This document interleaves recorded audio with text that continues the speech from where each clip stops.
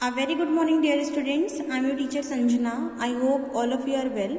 Students, in today's class, we will continue chapter number 2 of economics. Economics का chapter number 2 हम लोग का चल रहा था law of diminishing marginal utility. यही chapter हम लोग continue करेंगे. Students, हम लोगों ने पढ़ लिया था कि law क्या है और इस law के जो भी example था, example के through हम लोगों ने diagram और ये ग्राफ भी सीख लिया था. अब हम लोग को आज पढ़ना है कंडीशंस और assumptions of the law. Students, assumptions या कंडीशन होती क्या है, इनको हम लोग हिंदी में शर्तें बोलते हैं, यानी शर्त या कंडीशन रखी गई थी. एक्चुअली हुआ क्या था, जब एच गॉसन ने लॉ दिया, ये law of diminishing marginal utility, तो बहुत सारे क्रिटिसाइजर्स हुए जिन्होंने उनकी ये जो लॉ था उसकी आलोचना की. तो फिर उसके बाद क्या हुआ, कुछ अजम्पशंस रखी गई, कंडीशंस रखी गई, यानी ये बताया गया कि इन कंडीशंस के होने पर ही ये लॉ फॉलो होगा. तो यहाँ पे क्या दिया है, professor Marshall while defining the law of diminishing marginal utility has included the word the other things remaining the same. ये other things कौन सी थी जो सेम रहे, ये other things थी ये कंडीशंस, ठीक है, जो हमको फॉलो करनी थी. इन कंडीशंस के फॉलो होने पर ही ये लॉ वर्क करेगा, अदरवाइज वर्क नहीं करेगा. तो देखते हैं कि क्या कंडीशंस थी. The first condition is the units of the commodity must be homogeneous, यानी जो यूनिट्स होनी चाहिए कमोडिटीज़ की, यानी जो भी चीज़ हो, जो भी कमोडिटी हो, उसकी यूनिट्स होमोजीनियस हो. होमोजीनियस का मतलब एक जैसी हो, शेप में, साइज में, क्वांटिटी में, सभी चीज़ों में क्या हो, एक जैसी हो. The first condition to be satisfied for the operation of the law is that the units of the commodity must be similar in quantity and quality. Suppose you give 2 oranges to a hungry man to appease his hunger. The first orange which you gave him is slightly damaged one, while the second orange is better one. Naturally, when the first orange was not tasty, he will derive more satisfaction from the second orange. इसका मतलब क्या हुआ कि अगर से हम 2 oranges दे रहे हैं किसी को, एक अच्छा है, पहला वाला जो है थोड़ा ख़राब है, दूसरा वाला अच्छा है, तो ये लॉ वर्क नहीं करेगा. कैसे? क्योंकि पहले वाले से कम यूटिलिटी मिलेगी और दूसरे वाले से ज़्यादा मिल जाएगी. इसका मतलब है कि यूनिट्स जो होनी चाहिए वो टेस्ट में, क्वालिटी में, क्वांटिटी में, सभी तरह से एक जैसी होनी चाहिए, तभी ये लॉ वर्क करेगा. नेक्स्ट वाला पॉइंट क्या है, नेक्स्ट पॉइंट है the process of consumption should be continuous, यानी प्रोसेस ऑफ कंजम्पशन कैसा होना चाहिए, लगातार होना चाहिए. The second condition is that the period of consumption should be continuous and there should not arise any time gap between consumption of the 2 units of the commodity. इसमें क्या होना चाहिए कि अगर से आप बहुत टाइम ले लेंगे, बीच में टाइम गैप ले लेंगे, तो पहली वाली यूनिट से यूटिलिटी मिलेगी और दूसरी वाली से भी हो सकता है इक्वल यूटिलिटी मिले, या फिर ज़्यादा यूटिलिटी भी मिल सकती है. अगर आप बाद में ज़्यादा भूख लग गया, आपने ज़्यादा काम कर लिया तो भूख बढ़ गई, तो इससे क्या होगा कि टाइम गैप नहीं होना चाहिए. हम लोगों को लगातार कंजम्पशन करना होगा किसी चीज़ का, तभी ये लॉ वर्क करेगा. नंबर 3 क्या है, the price of the commodity and it's substitutes should remain the same. Substitute क्या होता है, इन द प्लेस ऑफ, जो उसकी जगह पे उसके जैसा हो, या फिर उसके जो भी कमोडिटी हम लोग ले रहे हैं और उसका जो सब्सटीट्यूट है. जैसे चाय का सब्सटीट्यूट कौन है, कॉफ़ी, ठीक है ना, चाय और कॉफ़ी जो है एक दूसरे के सब्सटीट्यूट है. इस तरह से उनके सब्सटीट्यूट का प्राइस भी चेंज नहीं होना चाहिए. यहाँ पे दिया हुआ है, देख लेते हैं. The price of the commodity should remain unchange during the process of consumption. For instance, यहाँ पे एग्जाम्पल क्या दे रहे हैं, if the price of an article has reduced considerably and has become quite cheap, consumer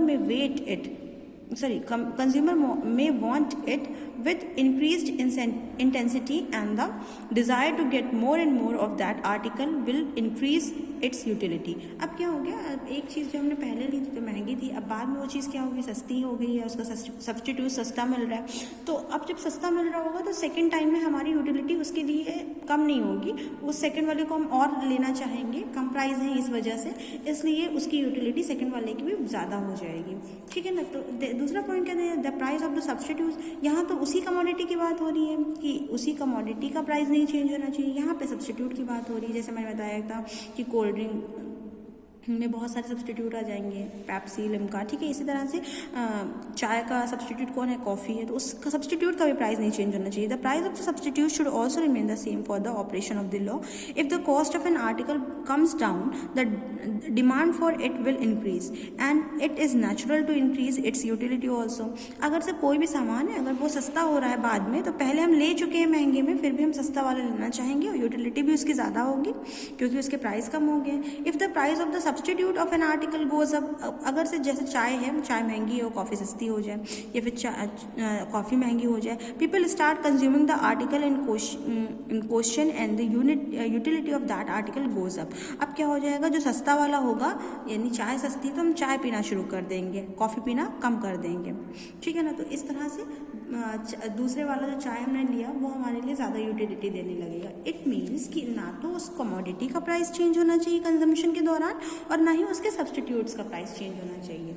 ये हमारी condition है, ठीक है ना। नेक्स्ट क्या है स्टूडेंट्स, नेक्स्ट कंडीशन हमारी फोर्थ है, taste, habit, fashion and income of the consumer should remain unchanged. यानी इसमें लोगों का टेस्ट नहीं चेंज होना चाहिए, फैशन नहीं चेंज होना चाहिए, हैबिट। इसमें क्या बता रहे हैं, the law of diminishing marginal utility operates only if the taste, habit and income of the consumer remains unchanged if the period of consumption is long. अब हमारा क्या होना चाहिए कि जो भी टेस्ट हमारा है, हमारी चॉइस है, वो चेंज नहीं होनी चाहिए, इनकम चेंज नहीं होनी चाहिए। अगर से हमारी इनकम चेंज जाएगी तो पहली बार में हम सस्ते सामान को ले रहे होंगे और दूसरी बार में हम महंगा लेना पसंद करेंगे, दूसरे वाले की यूटिलिटी बढ़ जाएगी। तो इस तरह से इनकम का चेंज होने से भी इफेक्ट पड़ता है। Perishable goods derive direct and immediate satisfaction. अब पेरिशेबल गुड्स कौन से होते हैं, जो जल्दी ख़राब हो जाते हैं, जो सामान जल्दी ख़राब हो जाता है उससे हमको डायरेक्ट और इमीडिएट सेटिस्फेक्शन मिलता है। But in the case of durable goods, लेकिन जो चीज़ें लंबे टाइम तक की चलती हैं, a change in any of these conditions में increase the utility of the commodity. तो जो पेरिशेबल चीज़ें होती हैं उनके लिए तो हम तुरंत पैसा, हमको तुरंत सेटिस्फेक्शन देती है, हम लोगों ने खाया ख़त्म हो गया। लेकिन जो चीज़ें लंबे टाइम के लिए होती हैं उनकी यूटिलिटी क्या होती है, लंबे टाइम के लिए होती है। For instance, tight pants which are not in fashion nowadays may yields only less utility to a person, but if the same comes in fashion its utility is liable to increase. यानी अगर से कोई अब tight pants वाला fashion चला गया है तो इससे यूटिलिटी कम मिलेगी, लेकिन अगर वही फिर फैशन में आ जाए तो यूटिलिटी क्या हो जाएगी, इंक्रीज हो जाएगी। In the same way, a person who is not in the habit of seeing movies does not derive utility from the movies, but after some time if he has developed a taste for movies, लेकिन अब उसको movies देखना पसंद आ गया, for him its utility has now increase. उसकी क्या हो जाएगी, यूटिलिटी इंक्रीज हो जाएगी। यानी टेस्ट, फैशन या इनकम में चेंजेस भी क्या करते हैं, इस लॉ को अगर चेंज हो जाएगा तो हमारा लॉ अप्लाई नहीं होगा। नेक्स्ट नंबर क्या है, the mental outlook of the consumer should remain the same. यानी जो भी कंज्यूमर हो, जो भी कस्टमर हो, उसका मेंटल हेल्थ उसकी बिल्कुल फिट होनी चाहिए।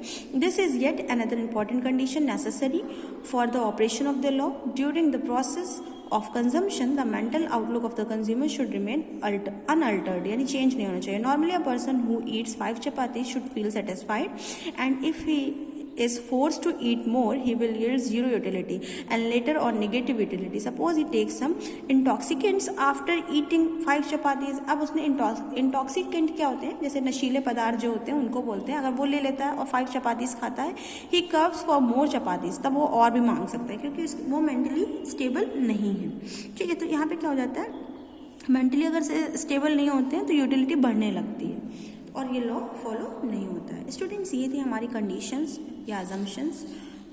now you have to read these assumptions at your home, okay, and in the next class we will study about the exceptions or limitations of the law, okay.